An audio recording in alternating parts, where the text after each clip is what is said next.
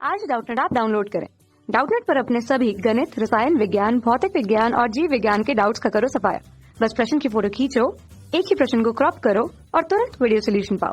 अभी डाउनलोड करें। देखिए, प्रश्न में हमसे पूछा जा रहा है कि एक वाक्य में उत्तर दीजिए, जहां पर हमें प्रश्न दिया है कि घरेलू परिपथ में किस प्रकार की विद्युत ऊर्जा प्रवाहित की जाती है। ठीक है, तो घरेलू परिपथ की अगर हम बात कर रहे हैं तो सबसे पहले अगर उसमें बहने वाली धारा हम देखें तो उसे हम बोलते हैं विद्युत धारा।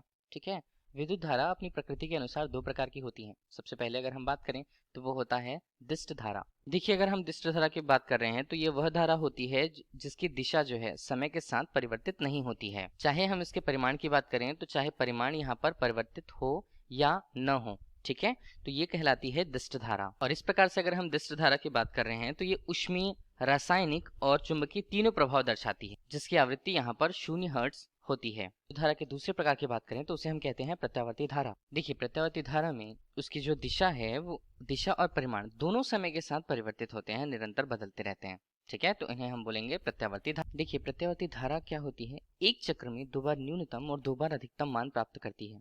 ठीक है, तो इस तरह से अगर ये घरों में उपलब्ध है और ये 220 से 250 वोल्ट के विभवांतर पर काम करती है, तो अगर हम इसकी विशेषताओं को लिखें तो ये 220 से, ठीक है, 250 यहाँ पर वोल्ट या विभवांतर तथा 50 हर्ट्ज आवृत्ति की यहाँ पर धारा हम उपयोग करते हैं। देखिए, अगर हम प्रत्यावर्ती धारा और दिष्ट धारा की तुलना करते हैं तो दोनों धाराओं में से देखिए, अगर हम दिष्ट धारा की बात करें तो उसकी आवृत्ति 0 है। ठीक है, अगर हम ये कह रहे हैं कि दिशा जो है समय के साथ परिवर्तित नहीं होती, लेकिन उसका परिमाण परिवर्तित होता है समय के साथ।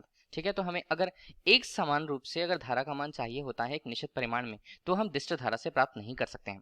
जबकि अगर हम प्रत्यावर्ती धारा की बात कर रहे हैं तो उसमें एक नियत चक्र होता है कि वो 2 बार न्यूनतम जाएगी और 2 बार अधिकतम मान प्राप्त करेगी। तब इस तरह प्रत्यावर्ती धारा जो होती है वो बिना किसी अधिक ऊर्जा हानि के तथा जो धारा है उसके संचरण की निम्न दर से लंबी दूरियों तक आसानी से वो संचरित हो पाती है। ठीक है, और इसी कारण से जैसे अगर हमने प्रत्यावर्ती धारा से क्या चलाया है, मान लीजिए विद्युत मोटर चला दिया है या पंखे चलाए हैं हमने, तो इनकी जो प्रकृति होती है वो किसके लिए, प्रत्यावर्ती धारा के लिए ही जाती हैं, क्योंकि ये अधिक टिकाऊ होते हैं और अधिक सुविधाजनक होते हैं। ठीक है, तो इसलिए इनका उपयोग विद्युत धारा में, प्रत्यावर्ती धारा का उपयोग विद्युत धारा में या विद्युत परिपथ में किया जाता है। ठीक है, धन्यवाद। कक्षा 6 से 12वीं से लेकर नीट, IIT, JEE वो एडवांस के लेवल तक 1 करोड़ से ज्यादा छात्रों का भरोसा। आज ही डाउनलोड करें डाउटनेट ऐप या व्हाट्सएप करें अपने सारे डाउट्स 8400 400 400 पर।